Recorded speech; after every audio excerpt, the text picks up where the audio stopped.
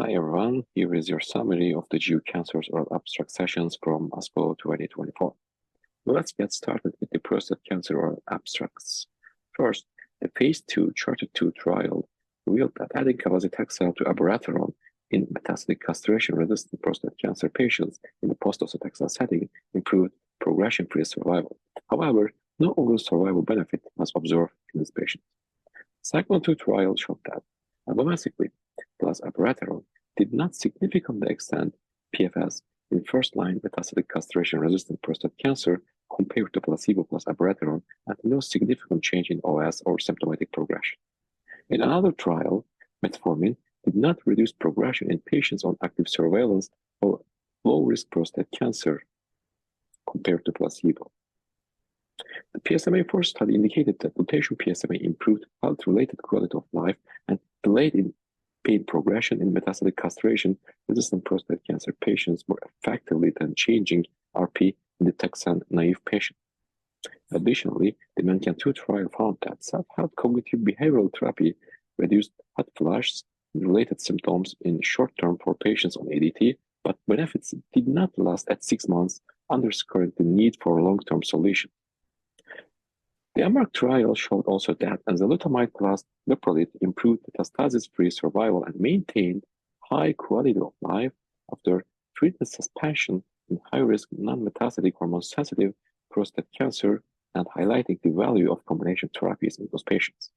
Additionally, also the PRESTO trial demonstrated that adding apalutamide or apalutamide with abiraterone to ADT in high-risk biochemically recurrent prostate cancer prolonged PSA progression-free survival without compromising quality of life, supporting their strategy of intensifying androgen receptor blockade.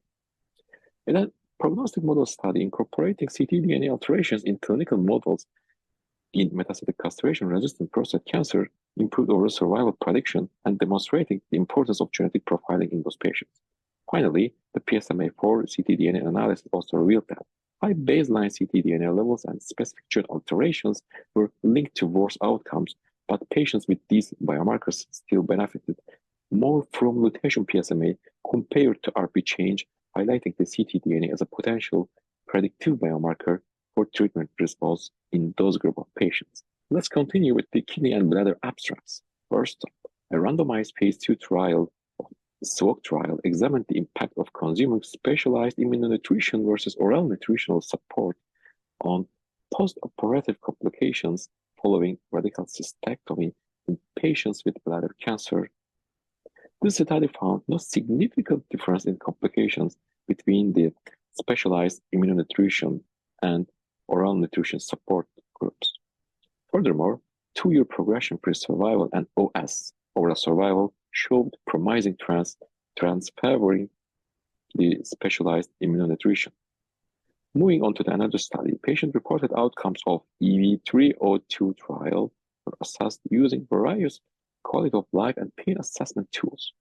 PROs demonstrated the favorable trends indicating improved quality of life and pain control with the EV plus pembro regimen. The next study, an analysis of enfortumab vedotin in locally advanced or metastatic rectal cancer, examined the association between the EV plasma exposure and safety and efficacy outcomes. Those modifications were common, with consistent improvements in median PFS and OS across all exposure quartiles.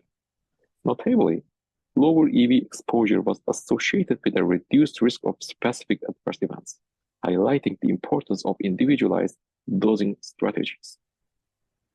In the CLEAR and KEYNOTE 426 trials, biomarker analysis shed light onto the efficacy of IO-TKI combinations in metastatic RCC patients.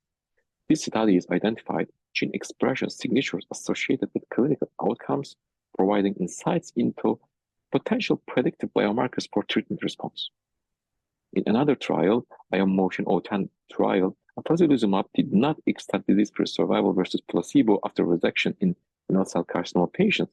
However, a study examined the circulating protein biomarkers to identify high-risk patients with minimal residual disease who might benefit from atezolizumab, showed that high baseline levels of Q1, kidney injury molecule 1, a protein associated with RCC, were linked to poorer prognosis but improved outcomes with atezolizumab. Increased post-treatment KIM-1 was also linked to worse DFS in those patients. These findings suggest that KIM-1 could serve as a non-invasive marker for MRD and disease recurrence in RCC, and further investigations are ongoing. Lastly, the Checkmate 901 trial explored the combination of nivolumab plus chemotherapy, gemcitabine plus cisplatin, in previously untreated metastatic urothelial carcinoma.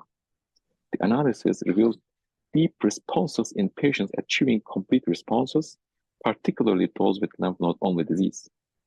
These findings support the use of nivo plus chemotherapy as a first-line regimen option, especially in patients with favorable prognostic factors. These are just a few highlightings from ASCO 2024 oral abstracts in GU sessions.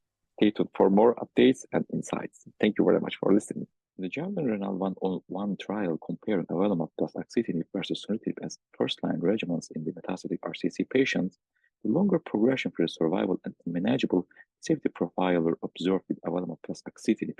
However, overall survival difference between the groups did not reach statistical significance.